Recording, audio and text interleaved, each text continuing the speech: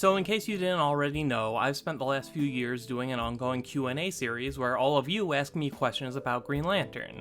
And every now and then, someone asks what I think about the characters from the TV series Ben 10, what lantern rings the cast would get, how the two power systems would interact, that sort of thing. The thing is, I really don't know the answer to any of these questions because I've only ever seen 1 or 2 episodes of the first season of Ben 10. The show just came around at a bad time for me and I never ended up getting into it. Honestly, most of what I know about Ben 10 comes from a video put out by the YouTube channel Death Battle a few years ago. They tried to figure out how a fight to the death between Ben 10 and Hal Jordan would go, and while I don't know enough about Ben 10 to say if their overall conclusion is right, there is one big thing they got wrong about Green Lantern. When discussing how fast Hal Jordan can move, they said, quote, "He was fast enough to fly to Earth from a planet at the edge of the universe, and factoring how DC's observable universe is at least 100 trillion light-years in diameter, Hal must have been flying well over 1.5 quintillion times the speed of light." End quote. The mistake that the Death Battle team made is to conflate the speed of long-distance travel with overall movement speed. It's true that Green Lanterns need to be able to cross absurd distances relatively quickly, otherwise they'd never be able to do things like protect multiple planets.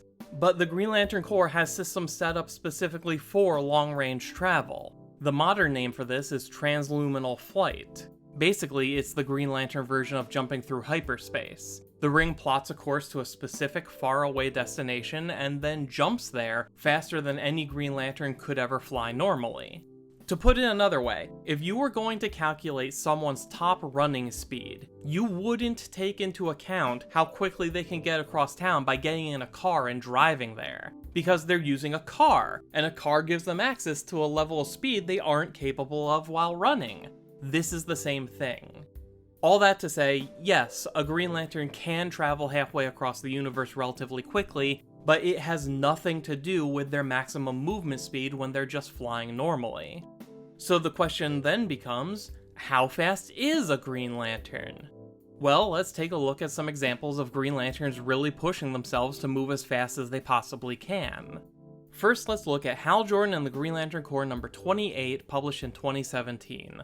Hal is flying through outer space trying to catch up with the new god named Light Ray, who can pretty easily live up to his own name and fly at the speed of light. Light Ray is moving at top speed, trying to avoid some Omega beams that home in and kill on impact.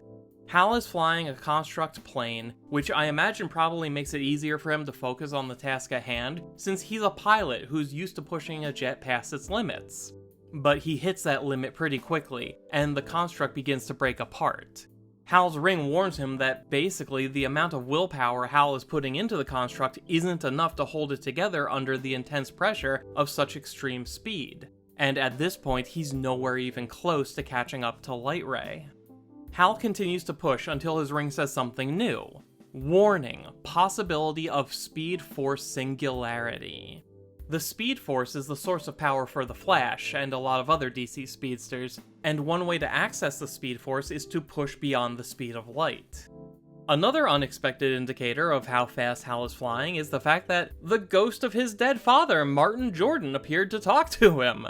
If you're looking at a map of the DC multiverse, every universe is clustered in the middle. The lines surrounding them, the barrier that separates the multiverse as we know it from the realm of the gods, is the Speed Force. And what's in the realm of the gods? Heaven. Hal flew so fast that he nearly breached the Speed Force, and the Speed Force is the barrier between the mortal realm and heaven, so it's no wonder that Martin Jordan was able to show up and talk to his son. And for what it's worth, this is actually a really nice moment, and it's a window into what their relationship might have been if he had lived to see Hal grow up. And it gives Hal the confidence in himself to push even harder than before. But, since the Speed Force Singularity the ring warned about never happens, it means that Hal fell short of reaching the speed of light. He does manage to catch up to Light Ray, but this only happened once we were told that Light Ray was starting to get tired, meaning that his speed has decreased. Although Light Ray is still most likely pretty close to the speed of light in this moment, since the Omega beams still haven't caught up to him. So overall, this was a very good showing for Hal. He managed to prove that it's possible for a Green Lantern to fly just shy of the speed of light if they absolutely need to, But this whole issue reinforced the idea that it's very hard to achieve, very hard to control, and not the sort of thing a lantern can just do whenever they want. It's also very important to pay attention to what Hal is and is not doing during this stunt.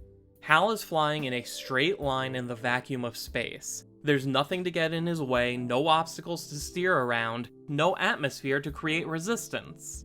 All he has to focus on is maintaining his speed with nothing to distract him beyond just talking out loud to someone.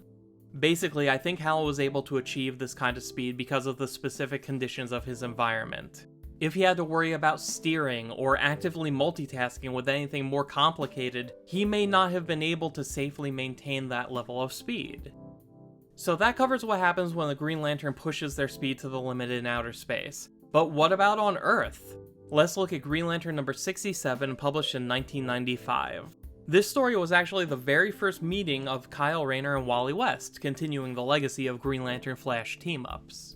Kyle and Wally are fighting Sonar, a villain who manipulates sound, and it isn't going very well.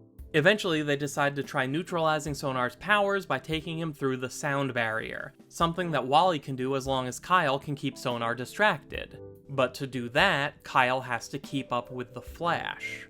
The speed of sound is between 700 and 800 miles per hour, and Kyle expresses concern about moving so fast in the middle of a city as opposed to outer space. But he does manage to keep up, and we see a very cool sonic boom that results from them breaking the sound barrier. And something that stands out to me, compared to the last example, is that Kyle is able to multitask while maintaining this level of speed. He's keeping pace with the Flash while punching Sonar with a construct fist, and then trapping Sonar in a construct sarcophagus. It's worth noting that once they finally stop, Kyle is visibly fatigued, though that may be the result of him having never tried to go so fast in an atmosphere before. If he did this more often, it would probably become easier. We can actually expand on this in our final example, which is Green Lantern number 5, published in 2024. Sinestro has launched an attack on multiple countries at once, including Japan, Russia, and the United States, and Hal Jordan has to move as fast as possible to intercept all of them in time. Hal's internal monologue acknowledges that he's moving at Mach 11, possibly 12, which is faster than he usually likes to move within an atmosphere. That means in this moment, Hal was flying 11 or 12 times faster than Kyle was in the previous example. I think it says a lot that Hal Jordan, a daredevil pilot known for taking reckless chances while flying, doesn't like to fly this fast in an atmosphere. If Hal Jordan, of all people, isn't normally willing to exceed this speed for safety reasons, then I'm inclined to think of this as the upper limit for how fast a lantern can travel in an atmosphere without being completely reckless. And it reinforces what I've been saying this entire time, that it's both easier and safer to travel at extreme speeds in the vacuum of space than it is on a planet. On Earth, you've got to deal with the friction that comes with moving through the atmosphere. There's wind resistance as you push yourself through the air, not to mention all of the buildings and animals and aircraft that can get in your way. I think it's important to remember why operating at super speed is so much safer and easier for the Flash family than it is for the Lanterns. Speedsters are able to think as fast as they can move. Their senses and their minds are taking in and processing information at super speed, so they can react and make adjustments in microseconds in a way that the Lanterns can't, because the Lanterns still think at the speed of an average person. On top of that, being empowered by the Speed Force comes with a whole lot of advantages, like being able to magically ignore the laws of physics while hitting speeds that should otherwise be impossible. So, what does all of this tell us?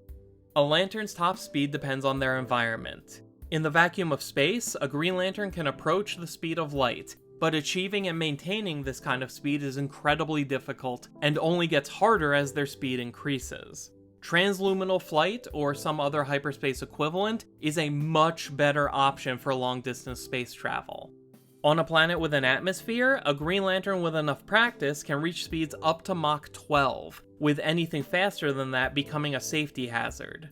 It's important to remember that being able to fly at these speeds does not mean they can also fight at these speeds, since maintaining higher and higher speeds requires more and more focus. A relatively inexperienced Lantern can move fast enough to break the sound barrier without losing their ability to multitask, though it does still take a physical toll, and the overall ability to multitask seems to decrease the faster they try to go. So, that's how fast Green Lantern is, at least as far as I can tell. Is that fast enough to defeat Ben 10? I don't know, that's for somebody else to decide. So why don't you tell me what you think down in the comments? And while you're down there, hit the subscribe button if you want more Green Lantern content just like this. Thank you for taking the time to watch. My name is Dan. We'll talk again soon.